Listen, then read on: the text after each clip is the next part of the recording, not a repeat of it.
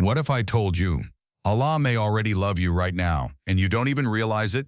In the next few minutes, you'll hear 3 hidden signs of Allah's love. Sign 2 is the one most believers overlook, yet it might explain every closed door you've faced this year. Stay with me till the end, because what you hear today might just change the way you talk to Allah forever.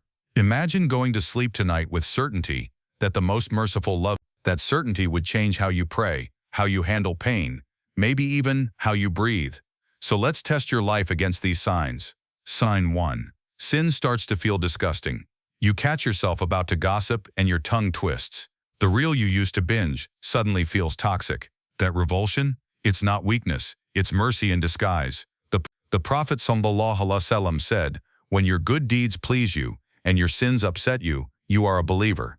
Tirmidhī. It's not self-hatred, it's Allah detoxing your heart. A sister once told me, she stood in line at a concert ticket in hand, but as she reached the security gate, she suddenly felt physically sick. She turned and walked away. That night, the artist collapsed on stage. She still says, "Allah didn't just protect my soul, He protected my body too."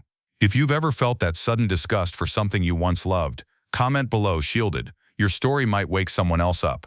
Sign 2. Redirection disguised as rejection. The one most people miss. Ready? This is the sign Shaitan hopes you never recognize. It happens when a person walks out, a job offer disappears, a dream gets delayed, and you start to believe Allah is ignoring me. But here's the truth. Allah might be loving you more fiercely than you realize. The Qur'an reminds us in Surah An-Nisa 4:19, perhaps you dislike something while Allah has placed much good in it. Ibn al-Qayyim calls it loving protection.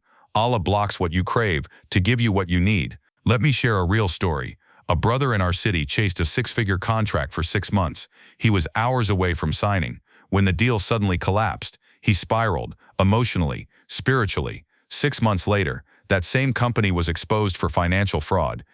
And in that same week, he was offered a halal role building water wells in Niger. He now calls that collapsed deal his grand mercy.